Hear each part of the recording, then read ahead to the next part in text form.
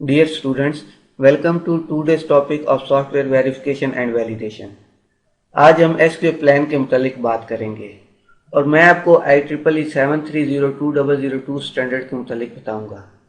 ये basically IEEE का provide किया हुआ एक स्टैंडर्ड है जिसको कोई यूज करके आप जो भी सॉफ्टवेयर बना रहे हैं उसका आप कह लें कि SQL प्लान जो है वो डेवलप कर सकते हैं।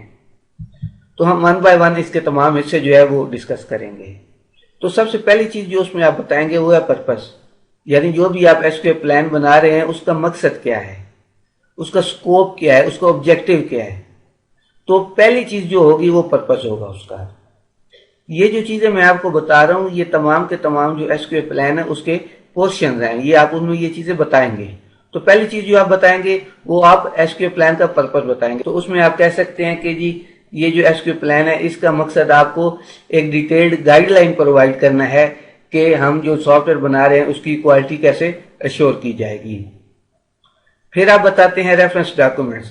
अगर आप इस प्लान के साथ कोई रेफरेंस डॉक्यूमेंट्स जो हैं वो यूज कर रहे हैं, फॉर एग्जांपल आप कह लें कि कोई कस्टमर ने आपको कोई फॉर्म्स वगैरह दिए थे या जिस ऑर्गेनाइजेशन के लिए आप सॉफ्टवेयर बना रहे हैं उसने कोई डॉक्यूमेंटेशन दी थी तो वो भी आप इसके साथ लगा सकते हैं।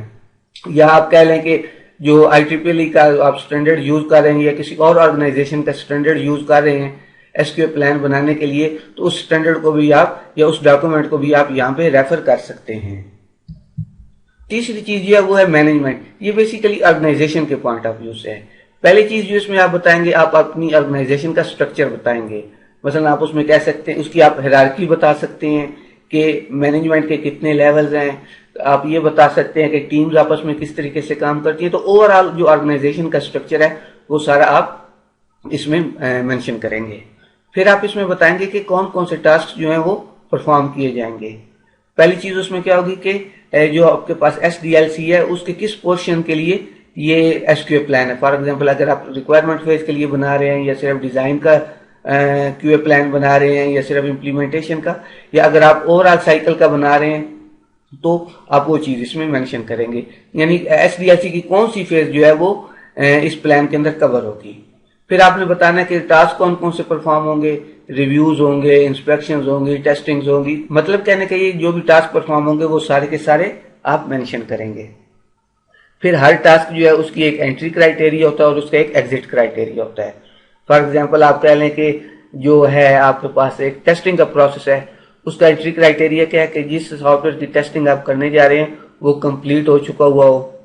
और उसका एग्जिट क्राइटेरिया क्या हो सकता है कि जो भी आपने टेस्ट केसेस में लिखे थे या जो भी टेस्ट केसेस आपने मेंशन किए थे वो तमाम के तमाम एग्जीक्यूट हो गया है या नहीं हुए। फिर इन टास्क की आपस में भी रिलेशनशिप होती है। फॉर एग्जाम्पल आप कह लें कि आपने सपोज एक चेक पॉइंट डिफाइन किया था कि इस डेट तक जो हमारे पास कोडिंग है वो कंप्लीट हो जानी चाहिए या सॉफ्टवेयर की जो इम्प्लीमेंटेशन है वो कंप्लीट हो जानी चाहिए। तो अब आपका जो टेस्टिंग का टास्क है उसका और ये जो चेक पॉइंट है कि इस डेट तक इम्प्लीमेंटेशन कंप्लीट हो जानी चाहिए, इसका आपस में रिलेशन है। जब तक टेस्टिंग कंप्लीट नहीं होगी ये चेक पॉइंट आप अचीव नहीं कर सकते। फिर रोल्स एंड रिस्पॉन्सिबिलिटीज हैं। आपने ये मेंशन करना है कि कौन कौन सी टीम्स जो हैं या कौन कौन से इंडिविजुअल्स जो हैं वो क्या क्या टास्क परफॉर्म करेंगे। आप कह सकते हैं कि जो टीम A है ये इंस्पेक्शन करेगी, फलां टीम जो है ये रिव्यू करेगी। तो जितने भी रोल्स एंड रिस्पॉन्सिबिलिटीज हैं वो आप इसमें मेंशन करेंगे। फिर आप रिसोर्सेज के मुतालिक बताएंगे कि इस QA प्लान को इम्प्लीमेंट करने के लिए कौन कौन से आपको रिसोर्सेज चाहिए, उनकी कॉस्ट क्या होगी। आपने कोई कह लें कि जो भी आपने कंसल्टेंसी हायर करनी है या कोई एक्सटर्नल रिसोर्सेज विजिटिंग पे लेने हैं या कोई और चीजें, फॉर एग्जांपल आपको टूल्स खरीदने पड़ सकते हैं। तो जो जो चीजें जो हैं एज ए रिसोर्स आप यूज करेंगे वो तमाम की तमाम आप यहाँ मेंशन करेंगे। फिर डॉक्यूमेंटेशन का पोर्शन। अब इसमें दो चीजें होती हैं। पहले तो आप इसका पर्पस बताएंगे कि इस पोर्शन का मकसद क्या है। अब इसका मकसद क्या होता है कि जैसे जैसे आपकी डेवलपमेंट चलेगी तो उसके साथ साथ कौन कौन से आर्टिफैक्ट्स हैं या कौन कौन सी डॉक्यूमेंट्स जो हैं वो जनरेट होंगी वो आप यहाँ बताएंगे। फिर उनमें से अगर किसी डॉक्यूमेंट का रिव्यू होना है तो वो भी यहाँ पे मेंशन की जाएगी। इसके अलावा मिनिमम डॉक्यूमेंट्स रिक्वायर्ड। अच्छा, अब क्या होता है कि जैसे जैसे आप सॉफ्टवेयर कंप्लीट करेंगे तो जो आर्टिफैक्ट्स जनरेट होते जाएंगे आपने क्या करना है कि उनको बताना है। फॉर एग्जांपल आप कह सकते हैं कि जी ये अगर एप्लीकेशन बनेगी तो इसमें इस एप्लीकेशन की डेवलपमेंट में एक SRS जनरेट होगी, एक डिजाइन डॉक्यूमेंट जनरेट होगी, जो आपके पास कोडिंग है या जो इम्प्लीमेंटेशन है वो कोड मॉड्यूल्स जनरेट होंगे, टेस्ट डॉक्यूमेंट्स जनरेट होंगी। तो जो जो डॉक्यूमेंट्स जनरेट होंगी वो तमाम की तमाम जो डॉक्यूमेंट्स हैं वो आप यहाँ पे मेंशन करेंगे। फिर जरूरी नहीं है कि आप उन डॉक्यूमेंट्स के कंटेंट से यहाँ पे मेंशन करें, वो डॉक्यूमेंट्स अलग से भी हो सकती हैं, लेकिन फिर उस केस में आप क्या करेंगे कि यहाँ पर उसका रेफरेंस प्रोवाइड करेंगे ताकि उनको आप कह लें कि एक लिंक क्रिएट किया जा सके और एक जो ट्रेसेबिलिटी है वो इम्प्लीमेंट की जा सके। फिर अगर इसके अलावा अगर आपको कोई और डॉक्यूमेंट जरूरत हो तो आप वो भी यहाँ पे मेंशन कर सकते हैं। नेक्स्ट आप क्या करेंगे कि जो जो स्टैंडर्ड प्रैक्टिस कन्वेंशन या मिट्सिस या मॉडल्स जो चीजें आप यूज कर रहे हैं वो तमाम की तमाम यहाँ पे आप मेंशन करेंगे। फॉर एग्जांपल अगर आप कोई कोडिंग कन्वेंशन यूज कर रहे हैं तो वो बताएंगे। अगर कोई एक आप कह लें कि पार्टिकुलर मैट्रिक्स सिस्टम आप यूज कर रहे हैं तो आप वो बताएंगे। अगर कोई और स्टैंडर्ड आप फॉर एग्जांपल कोई प्रोसेस का कोई स्टैंडर्ड यूज कर रहे हैं तो वो तमाम चीजें आप यहाँ पे मेंशन करेंगे। फिर जो भी स्टैंडर्ड या प्रैक्टिस आप यूज कर रहे हैं उनको मेजर कैसे किया जाएगा वो चीज भी आप यहाँ पे बताएंगे। कोई मीट्रिक सिस्टम होगा या वो क्या प्रोसीजर्स होंगे जिनके जरिए कि आप इन प्रैक्टिस को या इन स्टैंडर्ड्स को जो है वो मेजर करेंगे। नेक्स्ट आप बताएंगे कि आपकी एप्लीकेशन में कौन कौन से रिव्यूज होंगे। मतलब आप कह सकते हैं कि कोई फॉर्मल टेक्निकल रिव्यू होगा या कोई मैनेजेरियल रिव्यू होगा या इस तरह के से दूसरे रिव्यूज हमारे पास होते हैं। तो जो जो रिव्यूज होंगे वो तमाम के तमाम आप यहाँ पे बताएंगे। फिर उनका स्केड्यूल बताएंगे। फिर आप ये बताएंगे कि ये रिव्यूज जो हैं ये कंडक्ट कैसे किए जाएंगे। मतलब उन रिव्यूज के मुतालिक जो है वो सारी की सारी डिटेल जो है वो आप यहाँ पे इस पोर्शन में मेंशन करेंगे। नेक्स्ट है टेस्ट। फिर आप इसमें ये बताएंगे कि जो जो भी आपने टेस्टिंग कंडक्ट करनी है उसकी सारी की सारी डिटेल जो है वो यहाँ पे होगी। अच्छा, अब होता है कि हमारे पास के जैसे ये क्यूए प्लान या ये डेवलपमेंट चलती है तो प्रॉब्लम्स भी रिपोर्ट होते हैं। तो जो प्रॉब्लम्स रिपोर्ट होंगे उनको फिक्स करने का भी तो कोई मैकेनिज्म होना चाहिए ना ऑर्गेनाइजेशन में। तो ये जो प्रोसीजर है ये आप यहाँ पे बताएंगे, problem reporting and corrective actions.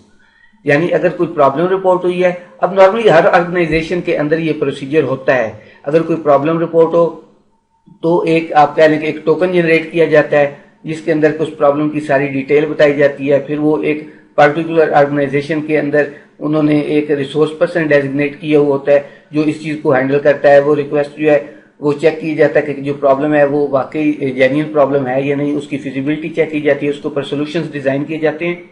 तो कहने का मकसद ये है कि हर ऑर्गेनाइजेशन के अंदर प्रॉब्लम रिपोर्टिंग के लिए एक प्रॉपर फॉर्मल आप उसको कह लें, सेमी फॉर्मल कहने प्रोसीजर्स जो होते हैं वो मौजूद होते हैं। तो अगर आपकी ऑर्गेनाइजेशन के अंदर कोई ऐसा प्रोसीजर है तो वो भी आप इसके अंदर मेंशन करेंगे। नेक्स्ट फिर आप क्या करेंगे कि जो टूल्स, टेक्निक्स और मेथोडोलॉजीज आप यूज कर रहे हैं वो आप यहाँ पे बताएंगे। फॉर एग्जांपल अगर आपने कोई ऑटोमेटेड टेस्टिंग करनी है तो उसके लिए अगर कोई टूल यूज करना है तो उसकी डिटेल आएगी। बग ट्रैकिंग के लिए कोई सिस्टम यूज करना है तो उसकी डिटेल आएगी। जो भी आप टूल्स और टेक्निक्स वगैरह यूज करेंगे वो तमाम की तमाम आप जो है उनकी डिटेल यहाँ पे प्रोवाइड करेंगे।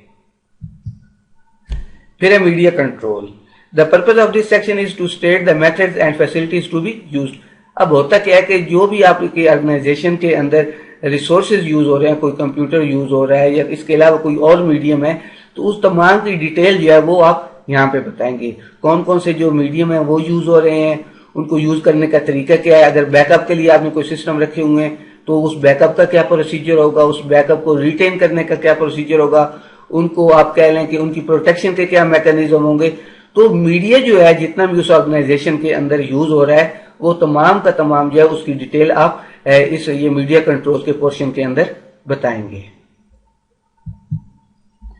नेक्स्ट है सप्लायर कंट्रोल। जैसे मैंने आपको पहले बताया कि आपको कोई थर्ड पार्टी टूल्स भी यूज करने पड़ सकते हैं। फॉर एग्जांपल आप कह लें कि कोई ऑटोमेटेड टेस्टिंग के लिए आपने सॉफ्टवेयर परचेज कर लिया या कोई बग ट्रैकिंग सिस्टम आपने परचेज कर लिया, तो उसकी जो जितनी भी डिटेल है वो सारी की सारी आप यहाँ पे बताएंगे। This section shall state the provisions for assuring the software provided by suppliers। मतलब जो आपने थर्ड पार्टी टूल खरीदनी है उसकी जो डिटेल है, ये वो उसको परचेज करने का क्राइटेरिया क्या होगा, उसकी क्वालिटी का क्या लेवल होना चाहिए, किन बेसिस पे हम वो टूल परचेज करेंगे, या जो हमारा जो वेंडर है जिससे हमने वो टूल परचेज करना है उसकी सिलेक्शन कैसे की जाएगी, तो वो सारी की सारी डिटेल यहाँ पे आएगी। नेक्स्ट है records collection, maintenance and retention. अब होता क्या है कि जैसे जैसे क्यूए का प्रोसेस परफॉर्म होगा तो नई से नई चीजें आपके सामने आती जाएंगी, नए एक्सपीरियंसेस आपके सामने आएंगे, नई मेजर्स आएंगी। तो ये तमाम की तमाम जो डॉक्यूमेंटेशन है जो with passage of time QA plan को इंप्लीमेंट करते हुए जनरेट होंगी, उनको भी तो रिकॉर्ड करने का कोई मैकेनिज्म होना चाहिए ना आपके पास। तो वो तमाम की तमाम जो नई चीजें आप नोट करते जाएंगे, ये जो एक्सपीरियंसेस आपके पास आते जाएंगे, ये जो मेजर्स जनरेट होंगी, उनको नोट करने के लिए जो भी आपकी ऑर्गेनाइजेशन के अंदर मैकेनिज्म है वो आप यहाँ पे मेंशन करेंगे। नेक्स्ट है ट्रेनिंग। अब क्यूए प्लान को इंप्लीमेंट करने के लिए हो सकता है कि आपको स्टाफ को ट्रेन करना पड़े, कोई इन हाउस ट्रेनिंग हो सकती है, या आपको स्टाफ को कहीं आपको भेजना पड़ सकता है किसी टूल की लर्निंग के लिए। तो वो तमाम की तमाम डिटेल जो है वो आप ट्रेनिंग के सेक्शन में मेंशन करेंगे। फिर है risk management. This section shall specify the methods and procedure employed to identify, assess, monitor and control areas of risk arising during the portion of software life cycle covered by SQP। तो जैसे जैसे आप इसको plan को implement करेंगे तो जो risk आ सकते हैं वो आप क्या करेंगे, उनकी डिटेल यहाँ पे बताएंगे। कौन कौन से रिस्क आ सकते हैं, उस रिस्क के लिए अगर आपके पास कोई कंटिजेंसी प्लान है तो वो आप यहाँ पे मेंशन करेंगे। उस रिस्क को आप कह लें कि मिटिगेट कैसे किया जाएगा, उसकी डिटेल यहाँ पे आएगी। तो रिस्क मैनेजमेंट से रिलेटेड जो भी डिटेल है वो आप इस पोर्शन के अंदर स्पेसिफाई करेंगे। नेक्स्ट है ग्लॉसरी। कोई अगर आपने टर्म्स यूज किए हैं तो उनकी सारी डिटेल आप बताएंगे। और अगर आपका ये जो आपने प्लान इंप्लीमेंट किया है इसके अंदर आपको कोई चेंज करनी पड़ती है विद पैसेज ऑफ टाइम, तो उसकी जितनी भी हिस्ट्री है वो आप एसक्यूएपी चेंज प्रोसीजर एंड हिस्ट्री वाले सेक्शन के अंदर मेंशन करेंगे। तो मुझे उम्मीद है कि एसक्यूए प्लान का जो ये टेम्पलेट है IEEE 7302002 इसकी आपको समझ आ गई होगी। अगर आपका कोई क्वेश्चन है तो आप हमें MDB पर पूछ सकते हैं। अल्लाह हाफिज।